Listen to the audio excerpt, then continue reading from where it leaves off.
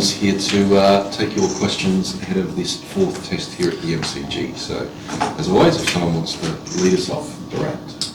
But you're going to have a 19-year-old making his test debut tomorrow. You made your debut when you were young. What is it like to be a teenager and to get the baggy game? Like, what do you remember from that? It's pretty awesome. I spent a bit of the time wondering why or how I was there, how it happened so quick. I just remember being really excited, and I think it's similar to semi this week. Like, just there's a level of naivety that you just want to go out and play, like you do when you're a kid in the backyard. You just want to take the game on, have fun, and not overthink it. So that's the message of Sam. That's definitely how I felt as an 18-year-old. I was just really excited, and once the kind of game started, you go into kind of game mode, and it's just like any other game. You guys want to? Yeah, well, sorry, just let this over. Hang on. Sorry, Brett. Yes. So, in terms of people who say, 19, there's no fear, fearlessness. Do you actually have no fear, from your NBA? I think it's you always want to do well.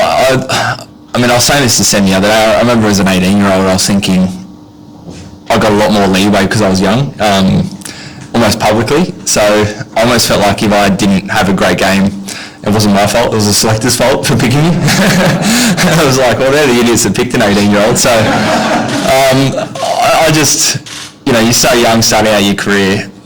It's Boxing Day, it doesn't get any better than this, so just enjoy the moment. Yeah. Up the back there, Sam. Yeah.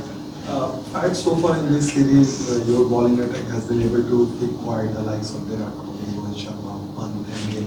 Do you think that has been the reason for somehow, the English not leading the series as they have done so well in the last two seasons? I think it's a big part of it. It's been a series where, for the most part, balls dominated bat. Obviously, the guys that you just named there are some of the key players. So, if you can keep the majority of the batting lineup quiet, you're going to win most games. Really happy with how it's been going. With each game, you tinker your plans a little bit as you get more information, but pretty happy with how it's all going. So, sometime do you suspect that the law of average will come into place in the last two matches? I really hope not, but they're good players, so no doubt they'll throw some challenges at us at some point. Dan? Is he definitely going to play, and if he does, maybe carry something in to have Yeah, Trav's good to go, so he'll play. Just ticked off some final things today and yesterday, but no stress, no kind of worries about injury to Trav, so he'll go into the game fully fit. I don't think you'll see too much management of him throughout the game. He just kind of plays as is, but maybe around fielding, if he's a bit uncomfortable, we will, but he's fully fit. Just back to Sam and being a teenager, can you think about how much more is in your head playing cricket as a 30-year-old than it was when you were 18, 19? Yeah, I think there's a lot of good and a lot of sometimes some clutter as well. I was thinking, someone like Usman's twice his age down the other end. I was thinking about that the other day. There's so much value in having experience, and you've seen everything before. But there's almost just as many positives in having that freedom and naivety just to go out and see the ball and hit the ball. So I think they both have benefits. Like in my debut, I remember trying to hit Dale Steyn over his head for runs, and I just thought that made sense at the time. Now I look back and it's like, geez, I would have been crucified if that didn't come off. So I think there is some benefits in that naivety. Yes, How does this chat there look the one you've had in the last couple of seasons? Do you think having a very hot first day is going to change the dynamics of the test match? Pitch looks really good, quite consistent to what it has here for the last few years. I think a bit of grass coverage, feels nice and firm. So they've done a great job here for probably the last 5-6 years with their pitches, and suspect the same this year. See how the heat changes it.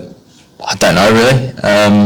We'll get to the ground tomorrow and kind of assess, but it looks like a good wicket. Can you just confirm that there's two changes to the team, Constantine Sweeney and Bob Hazelwood? Yep. And just you touched on the heat there. How much does that come into your mind? Like 40 degrees, I don't know if it's cricket, but it is extreme when you are deciding whether to bat a bowler. How much of a factor is that? I think it's another layer, so we'll get to the ground tomorrow, you look at the pitch, you get a bit of a sense of what the day is going to feel like, and then you kind of make a decision from there. So I think it is a factor. Last week in Brisbane was hot, which is kind of a bit of a tick. Starkey and I bowled a lot in the heat, and Lino and got through it fine, so I don't think it scares us too much, but yeah, we'll wait and see. 39 can get pretty hot. Roger, over here on the right. No, I'm good. Oh, you good? Yeah. Where were we? We'll go down here. So. Pat, you've had a look at the pitch for the last 2 days. There's some grass cover, but do you reckon spin will play some sort of role there? How much role do you think spin is going to play on this surface? In your assessment? Yeah, I think it's just a really well-balanced wicket here at the MCG. Nathan Lyon's had some success here, certainly plays a role. So, yeah, wouldn't be surprised if there's a little bit on offer for spin. Just over the back there. Sam? Played with Trav for a long time. Just what kind of form do you think he's in at the moment and what he's shown throughout the series? Yeah, it feels like the last 12 months he's been in this unbelievable kind of vein of form, and he just keeps going on with it. So he's hitting the ball really cleanly. You can see the pressure that he shifts back onto the opposition, literally from the first ball that he walks out there. So as I keep saying, I'm loving that he's in our team. I don't have to try and set a field and bowl to him. So long may it continue. Louis? I was just wondering if you could reflect on the year 2024 and you as a captain, thinking back to the expeditions this time last year. Do you feel like you're thinking about different things? Are you thinking more about succession planning, a slightly older team? What were we last year? Pakistan.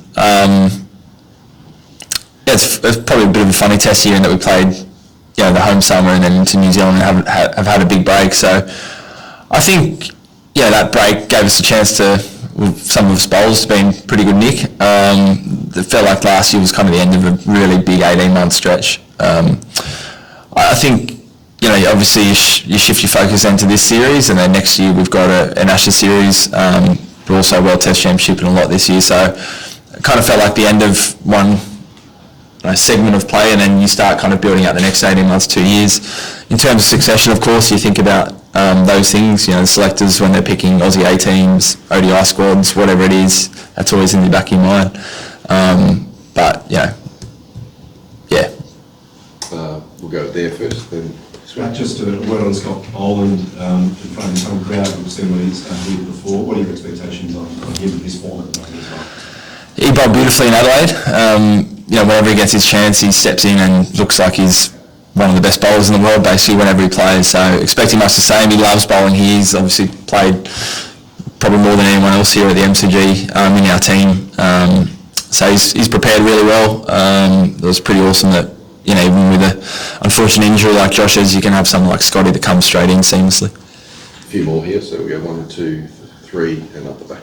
Pat, the fact that India has won last of the 2 test matches here, and do you think that the Indian captain will be under pressure that he is not scoring runs? Look, hard to say. It was a good test match here a few years ago. I think Rahane got 100 from memory. It always seems like a Boxing Day every year is a cracking test match. Last year was a great test match against Pakistan as well. So expecting another great week. In terms of pressure, not for me to answer. And taking it from that question, a team that is in transition is your opposition, and some of the big boys are not in great form. Is that gives Australia the best opportunity if the team is in that susceptible frame of mind, a lot of top order not performing? Does it give an advantage to the home team? I don't know. I think every team always has something they're kind of grappling with or trying to improve on. As I said previous, really happy with our team's travelling. I thought after Perth we bounced back brilliantly in Adelaide and last week in Queensland. So for us, it's about focusing on what we do well and getting excited for a great week. Perhaps whether a more normal test match, or just given the way this series has gone, is it expected, unexpected? Oh, look, I'd hope so. Brisbane was one of the weirdest kind of weather test matches I've played in. So it'd be nice that that's not as big a factor and you just go out and play, especially with packed house on day one and for most of the tests. It's hopefully no kind of delays. What are the things that you enjoy in being a captain? Because some captains just do on-field tactical stuff, but you've gone much beyond on-field, setting a culture in the team, or even your cricket for climate. So even So what is it that makes you enjoy it at this stage? Because you've been a captain for a while. What are you now looking forward to do as a captain, and what gives you happiness? I think it's similar to when you're a player, or when just a player. It's my most enjoyable part of playing cricket is playing with your teammates and like working together to try and get a win or overcome a problem. And I think being captain, you get an opportunity to do that, but not just with the players, you do it with the coaches and staff and the other leaders within the group. So I love all that part of it. Discussions around how we're going to go, style of play, what does our environment need, and helping shape that with the team around me. I've always enjoyed that part of it. And I think the other layer is seeing some new players debut, seeing Nathan McSweeney debut, seeing Sam Kontas debut. That really gives me a thrill. And just seeing guys kind of you see the people behind kind of the cricket player and how much they put into it. So when they go out and hit 100 on Boxing Day, you feel that even more. I think as captain, just happy for them. 2 to go, Becky. 1, 2. I just want to ask you about Sam again. He had such a golden start to the summer. From the few days we spent with him, you seen what the hype was all about. Yeah, I've played one day with Sam for New South Wales as well. He didn't play, but he was down there, so I spent a bit of time with him. Yeah, he's great. Just quite relaxed, good fun. Happy to take the roll on with the jokes and take the mickey out of himself and others. So yeah, we just always encourage him to be himself. Yeah, he seems relatively like he's got a good head on his shoulders for a 19-year-old. So we're there backing him up.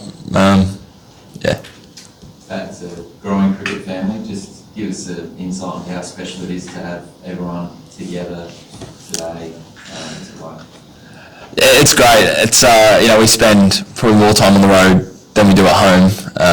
So this is kind of a big extended family, and at the moment it's chaos. It feels like there's, I don't know, on average probably 2 kids per person. So there's about 30 or 40 kids running around between the staff and the players. It's great fun. All the partners get on so well. So this year we haven't had as many partners travelling because everyone's got young ones at home, but they all come together for the Melbourne and Sydney test. It's always a great time of year. So we'll go off to Christmas lunch after this, and all the kids have got presents this morning and running around and hyper. So it's absolute chaos, but it's awesome. Good finish. Thanks, everyone. Thank you. Merry Christmas. Merry Christmas.